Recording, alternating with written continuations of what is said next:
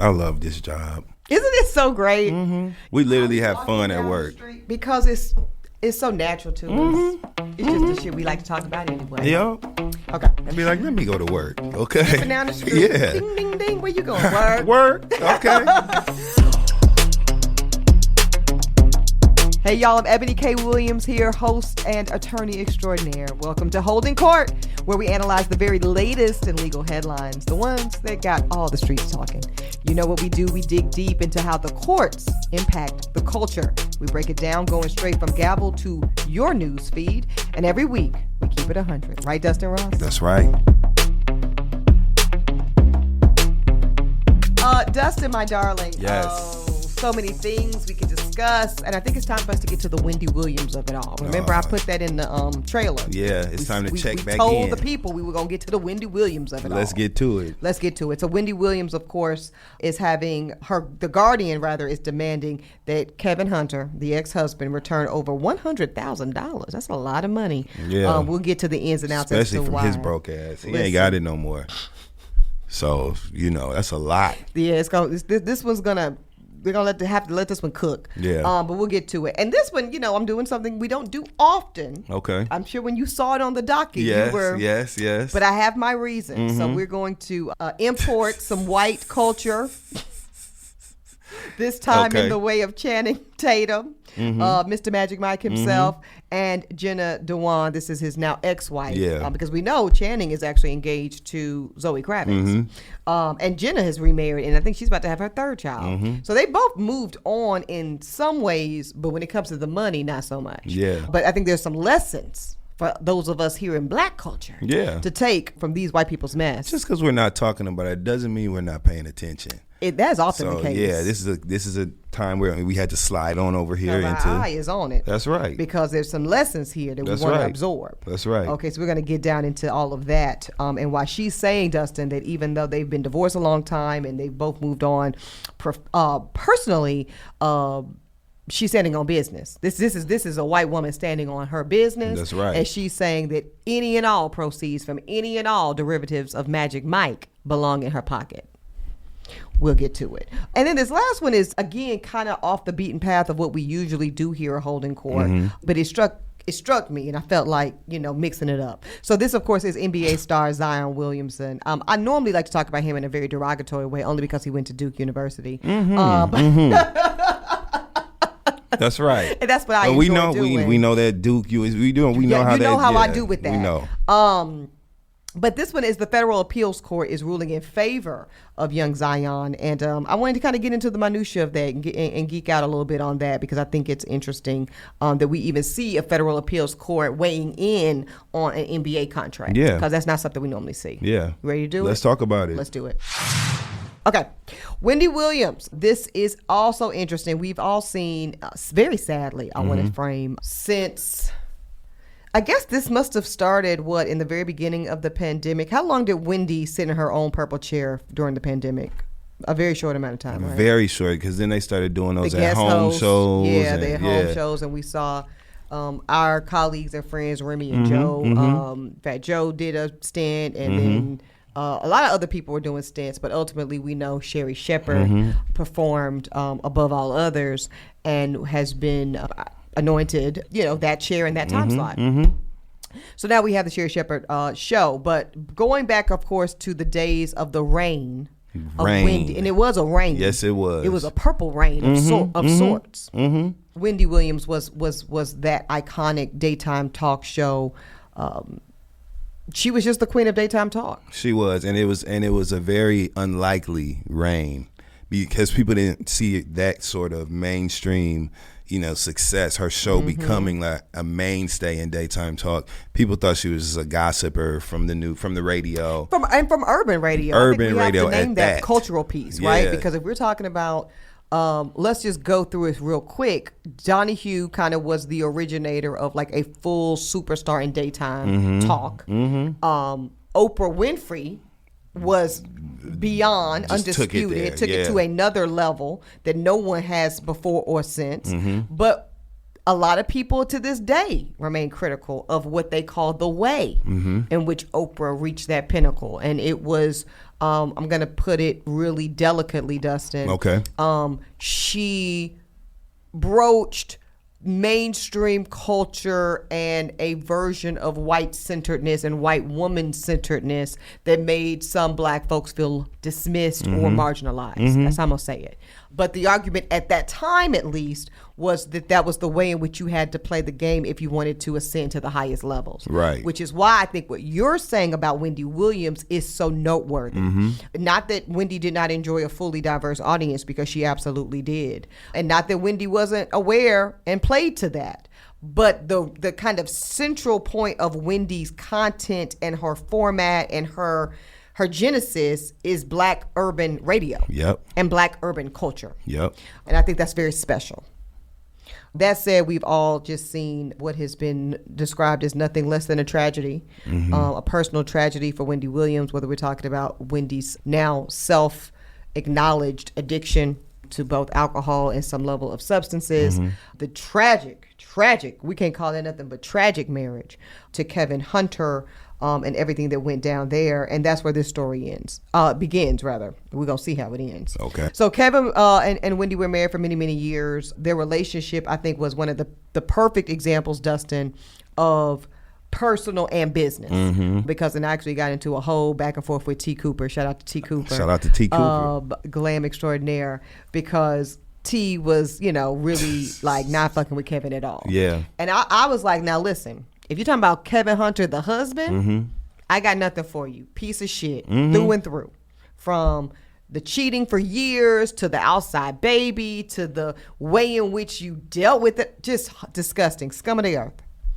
But when you talk about his role in the ideation of taking Wendy from radio to syndicated daytime TV, when you talk about his role, Dustin, daily as a manager for Wendy, as someone that is getting Wendy in the room for those pre-editorial meetings, and we know someone has to do that. We both know daytime talk. We've both been guests in the daytime talk format, and we both know people that run their own daytime shows on a daily basis. Yep. That does not just happen. That is a very well-oiled machine with multi-millions of dollars at stake from advertisers and production. There is a lot that goes into getting to that purple chair. And I'm not going to sit up here and pretend like I am not convinced that Kevin Hunter for years played a substantial role in that piece of the business. Well, it's clear that he did. And again, you separate that who he is as a person from how effective he was in that role, right? Right. And he got Wendy where she got it to the top. He did. He absolutely did. And again, Wendy even says this, even in the sadness of the documentary some of us have seen on Lifetime. She says that, it was Kevin pulling the bottle from her hand and saying, what you do after we wrap tape is you. But getting to that pre-editorial meeting, getting through Glam, getting through the taping of the show episode, we gonna do that. We're going to stand on this business and we're going to execute. Yeah. And Kevin Hunter did that. And while you're right, Dustin, one would think reasonable minds would contend that those two versions of Kevin Hunter should be separate, meaning the businessman, the business partner. And that's why he is listed and credited, I believe rightfully, as he's co-creator of the Wendy Williams Show, and then also certainly co-executive producer. For sure. From the husband, who wasn't shit and ain't gonna never be shit. But then when you start talking about the money, I think they get conflated, right? Because I think in general, most everybody has such a nasty, negative opinion of Kevin Hunter because of the husband that he was to Wendy, that a lot of people feel subtextually, Dustin, that he should be punished on the professional side. Is that clocking for you? Yeah, that's literally what people have been requesting because they feel like he put her through hell. So he needs to be held accountable for her downfall. Correct. Regardless of what he did to put her in position to earn at that level, because he was so horrific on the and I think you're right. I think that's maybe what is not being articulated as directly, but maybe the thought is because of how horrific he was as a husband, that was a contributing factor to her professional downfall, and so therefore nobody should eat. Had her relapse, had her do all that. You know what I mean? Like I do understand that, and I thank you for kind of clarifying, crystallizing that for me. I have to say, unpopular probably take here. I don't know that I'm convinced, and only because, again, going back to Wendy's own words, she was using cocaine and drinking excessively before she met Kevin Hunter. True. You know, they met in the club, and she was already living that particular lifestyle. So could he have done more to help her? That's an argument. But it wasn't as if Wendy was skipping along the streets of Newark or wherever. Yeah, Asbury Park. Asbury Park. Because I couldn't think of it, and then I was like, who just did a TED Talk? Yep. Dustin Ross. Yep. Yeah, Wendy was not still skipping along in her plaid skirt and knee socks on the streets of Asbury Park licking gelato. No. You know, no, go ahead. I think that there is an overlap there. I think so right? too. And I think that I think it's correct. I think that he did contribute to the breakdown of the business of Wendy Williams. You know what I'm saying? Through his actions or inactions, they impacted the choices that she was making. So both are true. I think so in this case. In this case, both are true. I can see that. I can see that better, though. I think that's even a more nuanced take, though, Dustin, what I hear you saying than what I hear a lot of people saying on social and even in life, that just kind of throws the baby out with the bathwater, so to speak. No. You know, yeah. like, 'cause there's a little more to that. But anyway, right now, there has been a lawsuit. It's filed in Superior Court in New Jersey. People Magazine has reported on this. Wendy Williams' legal and financial guardian, Sabrina Morrissey, and the ex-husband, Kevin Hunter, they're going battle. They're at battle. So actually, Wendy herself is not really a named participant in this particular one. This is her legal guardian, because Wendy doesn't really have any real independent legal capacity at this point, right? So everything is really going through the proxy of the guardian, Sabrina Morrissey, so sad. which is already sad. I know it is horrific and sad, and also we'll do this another day on Holding Court. I think we have to do a compare and contrast of like Brittany, her father, the conservatorship, and this and the guardian, because I think a lot of us, myself, I was one of the biggest, loudest mouths saying, and I still believe legally the conservatorship was too rigid and restrictive and aggressive, and if Brittany can earn $100 million performing, this woman has to have some rights over her own estate. And also, we see Brittany in this moment. Yeah, she be tripping with them little hips. Motherfucking tripping. Tripping. This woman needs some level of support. I digress. Okay, so Wendy's ex, Kevin Hunter, is going back and forth legally with the guardian. Wendy Williams believes that Kevin Hunter was overpaid. Okay, so this is, again, Wendy kind of speaking through the proxy. Yeah. We have to assume, or is it just the proxy? It's just the proxy. It's probably just the proxy, right, because this becomes difficult. That Kevin Hunter was overpaid for 3 months and was unjustly enriched by virtue of Wendy's money, her bank account. But in a separate court response, Hunter has demanded that Wendy Williams, through her proxy, pays him 23 months of back payments for spousal support in their divorce. So that's where we're talking about the $120,000. So it's literally a she said by virtue of Wendy, and the guardian, he said.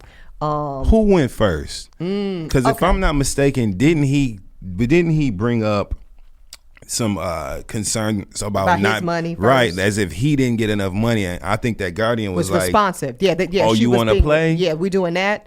Let me run my books. Let's audit this whole thing, and then now that's look, true, Dustin. you know, and now it's like, not only do we not owe you, you owe us, and that, you know, from a tactical standpoint, we see that often. Hunter claims that Wendy stopped paying alimony before she was placed under the court guardianship. So now he's saying Wendy, on her own accord, stopped paying him, and for that, he needs to be compensated. Both parties agreed their out-of-court mediation has failed. Shocker. The guardian brought the issue to court to seek resolution and arbitration. Just sad, messy. Going back, and we've kind of laid this out on our own. Wendy sat in that chair. Her reign was for 13 seasons. 13 seasons is shit. 3 seasons. I mean, One renewal is a blessing. I'm going to be on the ground on my knees thanking God. So I can only imagine a 14-season run. It's incredible. It's incredible. We know since then she's had a tremendous physical and emotional downfall, and it's been one that we have seen front row because of the nature of Wendy's position in life and society. So we saw from, we all remember where we were when we saw her faint on live national television, with that Statue of Liberty outfit. And we knew something was wrong before then, but certainly we knew it then. It's just all very, very, very sad. According to the Guardian's filings, Dustin, she only received 2 months after the show. So basically, and this is, I expect more litigation. I'm just going to flag this right now for all our jurors. If this is even partway true, this is going to play out nasty when it comes to Denver Mercury, production, all of it. According to The Guardian, Wendy was let go, not renewed. She got 2 payments, and that was it. And she was financially cut off from her own income stream. She got 1 lump sum, catch this T, $1,952. That won't even pay Morel. That won't buy Morel no coffee. Them brushes. That won't even buy it. Listen, Morel said, where the rest of my brush cleaner at? Because I can't do nothing with $1,952. Shout out to Morel. I was with Morel last night. I just love Morel Hollis. That's my boy. Yes. I do. Yep. And in 2023, she received $59. So we're talking about peanuts for a woman and an empire and a show and a production that was worth millions and was making millions. This is not just paying Wendy for her time. So y'all just keep in mind how this is really operating financially. This is not, let's give Wendy Williams $1 million for being funny. This is, we have Palmolive. We have Tide. We have Neutrogena. Depends. We have millions of McDonald's. We got millions of dollars, of contracts coming through the door, and they're paying these rates for 15, 30, and 60-second slots because of the audience Wendy can generate. That's why she's due the money, not because of her performance. And somebody got it. So somebody got the money. So where the hell is it? Yep. Now you about to make me mad. Yep. I don't like none of this. I don't like I don't like it. The complaint further states that Kevin Hunter continued to receive payments until January. So this is kind of saying that like Kevin was still getting paid, but Wendy wasn't getting paid, and therein lies the problem. This is a quote from The Guardian, Dustin. I believe this was largely the result of the fact that the payments had been put on an auto pay function to help her function within her account. Her residual income has been very small since 2021, nowhere near 1/2 of her income in February 2020 or in 2021. So basically her Guardian is saying Kevin got it. Yep. That's what she's saying. That's interesting. We're going to see, because I don't think this guy, what's her name, Sabrina? She ain't playing. No, Sabrina not playing because Sabrina's getting paid as well. And so everybody has a stake in where is the money. Where the money is residing is of key importance. We're about to find out. And we need to find out. By holding on to the funds he was overpaid, Kevin Hunter has interfered with Wendy's right to possession of those funds. That's the basis of the Guardian's claim. In addition to returning the 6-figure income, the Guardian also wants Kevin Hunter to pay back the interest and requests that the court gives him a gag order. We've heard of those recently to prevent him from speaking to others on the press. Kevin Hunter has deleted his Instagram account. Well, good for that. Please talk. We don't want to look at him. Talk less, and we definitely don't want to look at you or any of your shenanigans. The potential harm to Wendy Williams is great. Mr. Hunter and his agents have shown their willingness to talk to the press about these issues. Mr. Hunter is someone to whom he provided court documents, apparently leaked those documents for the purposes of pressing his advantage and complaining about the process. Kevin Hunter has said this remains an emergent matter and should be treated as such. So this to be continued. To be continued on this one. And I mean Tubi. T-U-B-I. You know what? This is Tubi mess continued. That's what this is. Oh my Jesus. Oh Lord, it really is. It's a mess, and it really pisses me off because they, even in the wake of a divorce, even in the wake of a nasty split, they could have had that business handled because that Wendy Williams empire was making, like you said, so much goddamn money. Woo, baby. So much money. But that divorce, this is another reason why I know that he contributed to the detriment of her health. Mm-hmm. I had a meeting with Wendy. Come on now. I had a meeting with Wendy, myself and Ray Warren. Mm-hmm. We had a meeting with Wendy and her manager at the time, Bernie. Shout out to Bernie. Mm-hmm. We went to the show. We sat front row at the show, had a great exchange with Wendy during the show. And then afterward, we had our meeting back in her office. Okay. She is known for not hugging people, making physical contact. Wendy was crying and laying on my shoulder, hugging me. She was so kind she saw to me. In you. That's because she recognized that you were safe. Thank you. I'm just telling you, that's what that was. When she started, I mean, she was like literally like all up in. Yeah, I was like, she was pleasant with me, but that what you're talking about, she felt safe. We were sitting in her office at that mirror desk, looking at all the shit, and she started talking to us and me about her relationship with Kevin. What? About the baby. This was before the baby came out publicly. Before that was public knowledge that the baby existed. She told us about the baby.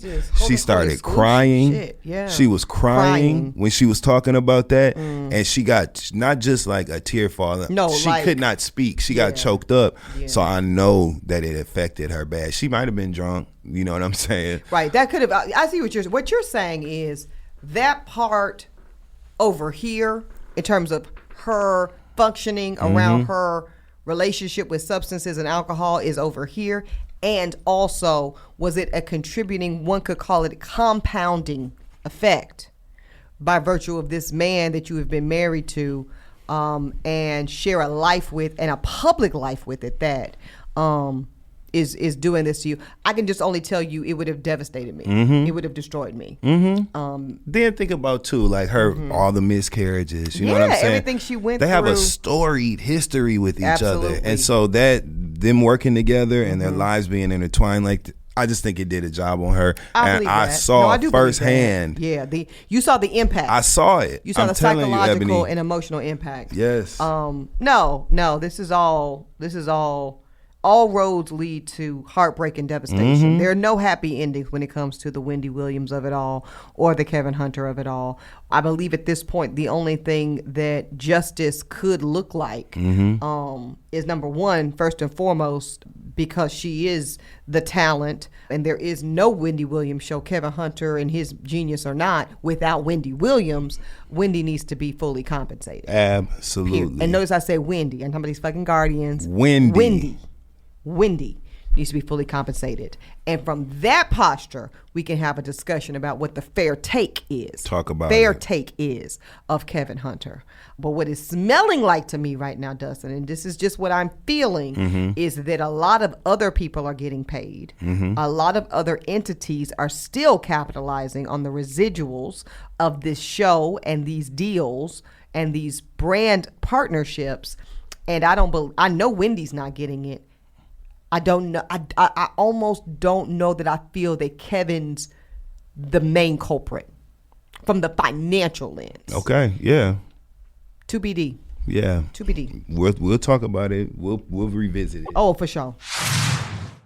Okay, so now let's get to some white people mess. All right. Which is always a nice little departure here on Holding Court. Okay, so Jenna Dewan, y'all know her from was she?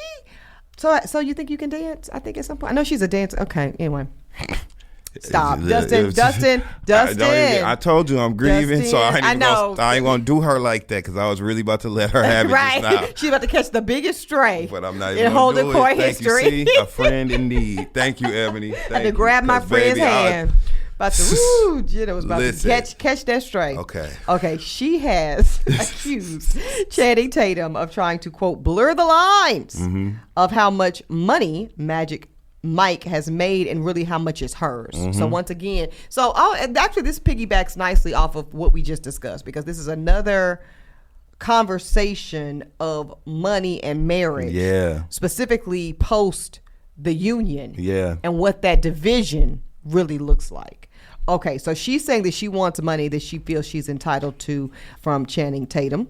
She has filed court documentation. Her lawyers are saying that they want a separate trial to hash out just how much of the Magic Mike earnings their client, Jenna, is entitled to before beginning the larger divorce proceedings. So this is what we call a preliminary hearing to just talk about Magic Mike piece before we get to the house, before we get to any child support, because they do share one minor child. Before we get to any of that, we need clarity on the Magic Mike piece, because the Magic Mike piece is such a huge part of his financial empire that she's basically saying, and I agree with, I actually like this tactic from her lawyer, Dustin. Let's not convolute things. We're not going to put it all together. We're going to get this straight out first. Yeah, because if we can't get clarity here, there is no more movement on the rest of the divorce. That's and I heard you were trying to get married to your little girlfriend. That's what her lawyer's saying. Well played, Jenna. Well played. This is also why, going back to season 1 of Holding Court, separated is not a relationship status. Yep. So I understand people move in a certain way during the separation and but all this public and getting engaged and all this stuff. See, now this becomes a part of the legal strategy of this woman's team. I be trying to tell y'all. Anyway, Magic Mike, of course, that started in 2012. That was the first movie. Massive success. Massive huge dolls and cereal and all kind of shit. In right. Vegas, all kind literally. Of shit. Yeah. Matter of fact, okay, I was about to say I think we did Dungeon from Down Under or okay. shit when I got married the first time. Don't worry about it, mind your business. Okay. Nonetheless, it's a big deal. Okay. Magic Mike is a very big deal. And at the time, of course, there Lord have mercy. And this is us sober. That's the thing. Like, listen, I ain't even been outside. Wait till Holding Court at late nights comes. Ooh, when I tell you, that's when we're going to be dropping the gavel on their ass. Okay? Ordering the motherfucking court. All right. So they were married at the time, of course, 2012. Her lawyers are saying that the story idea, now this is a big statement from Miss Jenna Dewan's legal team, that the story idea of Magic Mike, which is an intellectual property asset, was created during the marriage, okay? And therefore, because the concept of Magic Mike was created during the course of the community, the marital thing, she's entitled to half. She goes further to say that Channing Tatum transferred a portion of their community. Wow, I promise you, I didn't even look at that. I didn't even, because I was right here. You know, it's almost like I've been here before. It's That's crazy. it. You know what you're talking about. Okay. A portion of their community that Magic Mike profits into another third-party entity months after their separation. So again, she's alluding to him kind of hiding the asset without her knowledge or consent. Ooh, baby. That's why you shouldn't get married, but go ahead. Listen, some people would say. I'm just so you know. And it's hard to argue against there are it. cases that exist. When you see things like this. Yeah, take heed. Listen, because I wish a motherfucker would come for some Judge Eboni money. Dustin, I wish a motherfucker would come for some Holding Court money. Good luck. Y'all gonna be looking for him. That's right. 'Cause you're going to be talking about another case. All right. The hell? I haven't seen him, Your Honor. Anyway, check. I don't know. We can do it in Spanish. No say. You know what I'm saying? That's all I got to say. Channing Tatum, of course, has denied all of these accusations. Of course he has. But her legal team is saying this, that Channing Tatum is attempting to blur the lines between them in an effort to disguise the passive second entity as production companies. So these are the sham companies now that generate value through his post-separation efforts to obtain an unequal split of a community property asset between the parties. All right. She's asking for, again, this bifurcated trial. It's a preliminary hearing, really, to determine what that equitable split looks like, because the tried, tackled, and ruled upon piece of that remains an issue as the other trial, the broader divorce trial, rather, remains outstanding. So It's a lot. It's a lot. It's a lot. It's a lot. It's a lot. It's a lot. It's too much, and this is why you should try to, create an environment of peace amongst your exes when you have ties that bind like that. Well, yeah, Dustin, I agree with you, and I always agree with your broader keeping it player take. But this is where the sheer proportionality of the money is getting in the way of a consistent principle like what you're talking about. See, if this was, let me think of something that just kind of was a little bop movie. If this was like Crossroads, remember Crossroads? Britney. Okay. We wouldn't talk about this because there's no money to really be. I mean, it's just whatever. So it's so keeping it player becomes easier. Yeah. It becomes, well, that just makes sense. Yeah. What Channing Tatum and them are saying was, bitch, you want half of what? Yeah. Over my dead body. We're talking about over $100-200 million. So now the stakes are high. The stakes are high. And that's not, and I want to be clear, Dustin, I'm not saying that your principled position has a price cap. But this is business that needs to be taken care of. Yes. Appropriately. And people start, actually what I'm saying, I'm doubling down on the rightness of what you're saying. People start deviating from principles when this much money is on the line. That's what it is. That's what it is. That is what it is. Now, his legal team is not on board, of course. They don't want this separate trial. Of course they don't. They want to put all the money in the pot together. They're adamantly disputing what she's claiming. They're saying that he never denied her any share of the community assets or income. Her claims that I have convoluted with third parties are completely false. His lawyers also say that she has had complete access to all of our financial records for all activities during our marriage, and since the separation, I continue to provide her with updates regarding Magic Mike financial decisions. Now, this is important.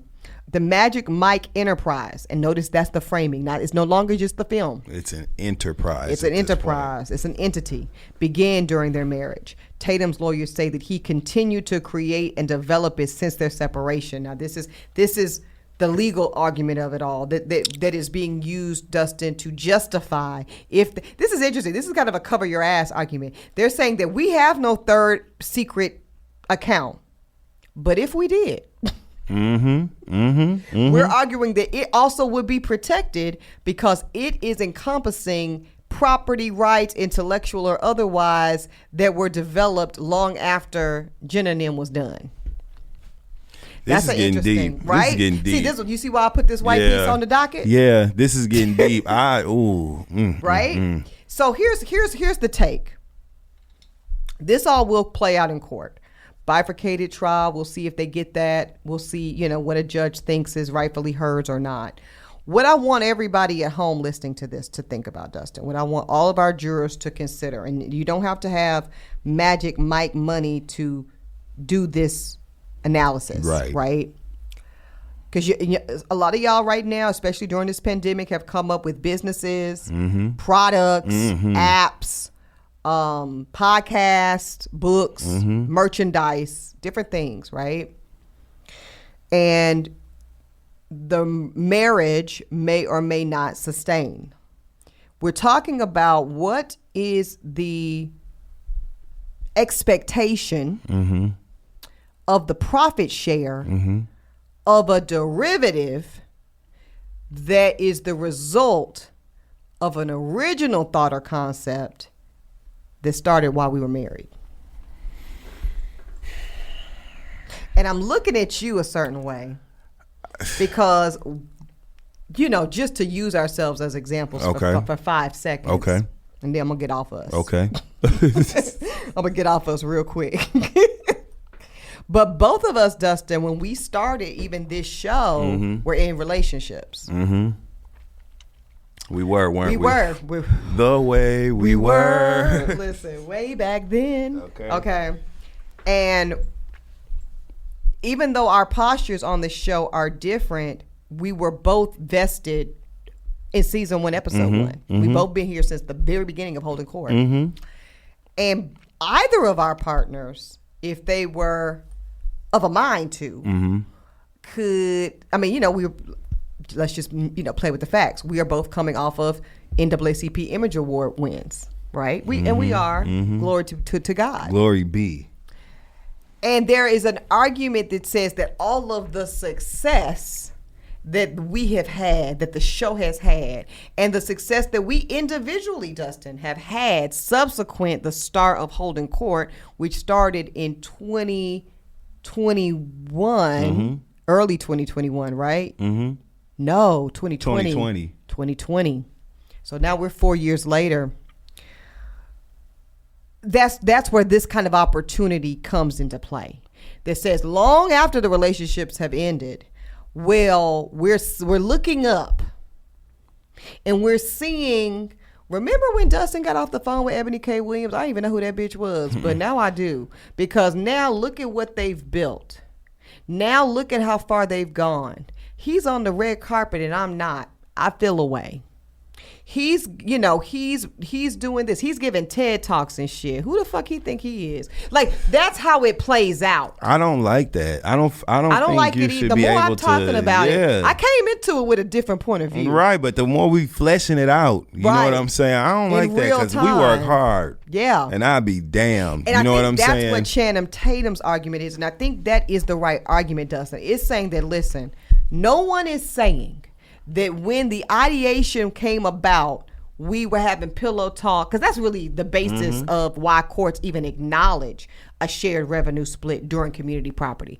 It's saying that while he was the actor in the film, he was the one going to set, he was the one maybe writing and producing on it, because I do think he was like part of the creator of the whole thing, right?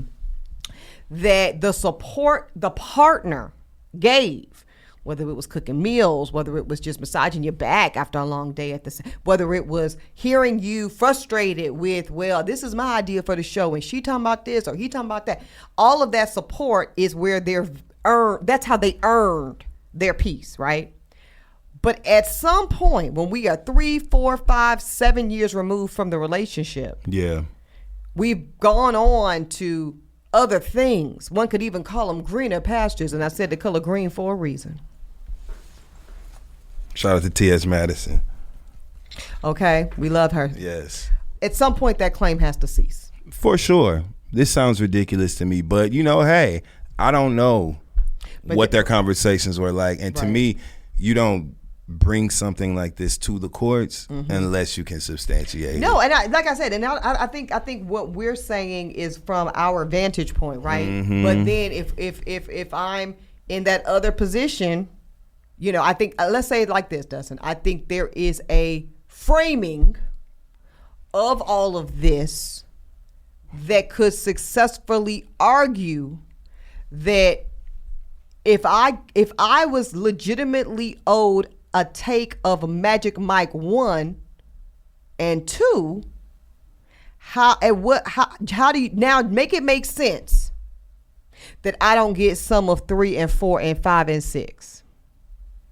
But that's gonna be up to a judge. That's gonna be a tough one. Ooh, that needs to come on Judge Eboni. Listen, okay, because you'll break it down. I'll break it all the way down. That's right. And it's the more you flush it out and think about it, I actually could see both sides of this one, and I rarely can. Listen, the good news is they've got way more facts, like you said. They've got affidavits, they got numbers, they've got they've got evidence that's going to make this thing make much more sense on one side than the other. But just looking at it from the bare bones that we are observing, this is an interesting one. Wow. Well, yeah. I think the takeaway is this, though, Dustin. Have your shit together. That's what I was going to say. If you jurors, have your shit together, get extraordinarily clear on whose role was what and for how long, and for how long. That's very important. So when it ceases to make sense, it's not confusing to those that might have to make determinations about it. And you have to stop being so forthcoming. If you are risking the ownership of certain intellectual properties from fucking pillow talk, then maybe y'all need to find something else to talk about. You know what I'm saying? And that's a word moving forward, like just kind of gatekeep. I remember at some point, the ex that was in my case, I think he started thinking he was a producer. I do. You know them types. I didn't ask you that. I didn't ask you for your. I didn't even ask you to opine about the fucking color of the set. Nothing. You're not a producer over here. Everybody want to be a fucking producer. You ain't even in this. Okay? We do us. You don't do this. I do this. I would have called it this. But you're not a producer, sir. I didn't call you in the first damn place, okay, to figure out what you would call. I'm going to be, after this conversation, I'm going to be a little more uptight about this shit. I told you that's my new answer for everything. I'm not even going to ask nobody what they thought of the fucking episode no more. Don't worry about it. I'm just going to smile. Matter of fact, don't even listen to my shit. That's right. Just stay away, because you ain't getting a dime. You ain't getting a cut. Okay. Never. All right. Moving on. Yes. Speaking of federal court, this one is upholding. This is a rare occasion, Dustin Ross, that I celebrate a victory by Dookie. But on this one, I am. Okay. On this one, I am. Zion Williamson, NBA player, of course, plays for the New Orleans Pelicans. They still making Popeyes jokes about Zion because he a big boy.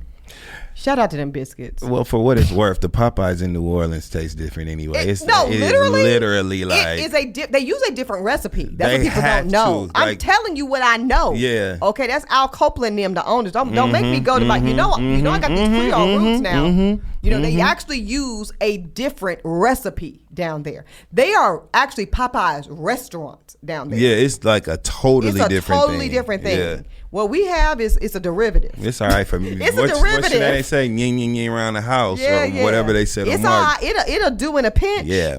Because I might get me a little something, little 4-piece snack after this taping. Thigh. No, I can't do no thigh. I do. I know you do. You like the flavor. Juicy. I know. Yeah. Look at you. The way your whole face lit up after you said that. Nigga, you need to go over there and get some red beans and rice and be quiet. But what we're going to talk about is this federal appeals court and how just a couple weeks ago, a judge, this is major. This is Fourth Circuit, U.S. Appeals Court. Wow. Judge Diaz. Okay, shout out to, I'm going to just guess that was a Biden appointee. I would. Or Obama. Yeah. Somebody got the right one in there with that. So shout out to Judge Diaz. Shout out to Judge Diaz. We are a mess. Agreed with a 2021 ruling that said the New Orleans Pelicans star Zion Williamson's, this is his agreement with his Florida-based sports agent, Gina Ford, was rendered invalid. So, null and void. Null and void. Flag on the play. Because she was not, I repeat, was not a licensed sports agent in the state of North Carolina when she entered into a contract with Zion Williamson. So this is really, I want everybody kind of just pay attention. This is really interesting. So he filed a lawsuit against her in 2019 after he broke his agreement with her and he moved his representation to CAA. We all know CAA. And this was right ahead of the NBA draft. Once again, this is really piggybacking again nicely on the case we just came out of, where you have someone asserting a legal claim, an occupation, a piece of the pie based on something that is arguable. So the judge said that, you know what? Williamson had a legal shield against any penalties. And he would not be construed as breaking the deal because she did not have the capacity, Dustin. She was not legally cleared to assume any duties of a sports agent in the state of North Carolina. And again, remember, he's coming out of Durham. So that is where he would have enlisted his representation. And because if your paperwork, ma'am, was out of order at the time where you're supposedly signing what probably would have been, because I never heard of no Gina Ford, so this would have been probably the biggest get of your career. And it might have been something big, it might have been something small, might have been a lapse, might have been just a whoop whoop, did this in your paperwork. I don't know what you didn't do, Gina. Right. But whatever it was has cost you probably the biggest check of your career, because Judge Diaz said, not on my watch. Because she had bad tags. Like when you got bad tags on your license plate. That's it. She riding around with bad. Dirty. You riding around dirty. You riding around dirty. You go register and do what you got to do. Pay all that. Pay. This is when you overcompensate. This is when you pay. How much I owe? Let me give you. Let me put 50 on it. Let me put 50 on it for next time. Okay, just to make sure. That's it. That sure it up. I's are dotted and T's are crossed. That's what now you have to make sure of. Damn. Yeah. So one of her main arguments revolved around the fact that Williamson, who was one of the leaders for their 2019 team, was in fact, this is interesting, not a student athlete. That would failed. As Reuters reported, the National Basketball Association, which filed an amicus brief to the lawsuits, they were a friend to the court. Now that's a good friend to have. The NBA. What? That's actually dope. that the NBA got involved on his, because they didn't have to. They definitely didn't have to. One could argue, well, I guess what they are doing, because I was gonna say one could argue it doesn't benefit them, but then I guess it could, right? You're signaling to the bread and butter of your league, yes, your players, your star players, that we will have your back, and that does go a long way when it comes to negotiations, when it comes to broader contracts. So they did themselves a favor, but they definitely did Zion Williamson a favor here. Well, that's good for them. They need the good press. They need all the good press because of all these leagues is fucked up. But anyway, they filed an amicus brief to the court arguing that the case would be right to interpret Zion as a student athlete as per defined in the Uniform Athlete Agents Act. Okay. So they really just said, we want to affirm the fact that despite this woman's claim, because we don't know what the fuck she talking about, he absolutely was a student athlete. That's good. Yeah, absolutely. And just for those wondering, that is defined by this: an individual who engages in, is eligible to engage in, or may be eligible to engage in any intercollegiate sport. If an individual is permanently ineligible to participate in a particular intercollegiate sport, the individual is not a student athlete. But obviously he participated. We all had to watch his, I'm gonna call him healthy, his healthy ass out there dribbling in that ugly ass Duke uniform for too many seasons.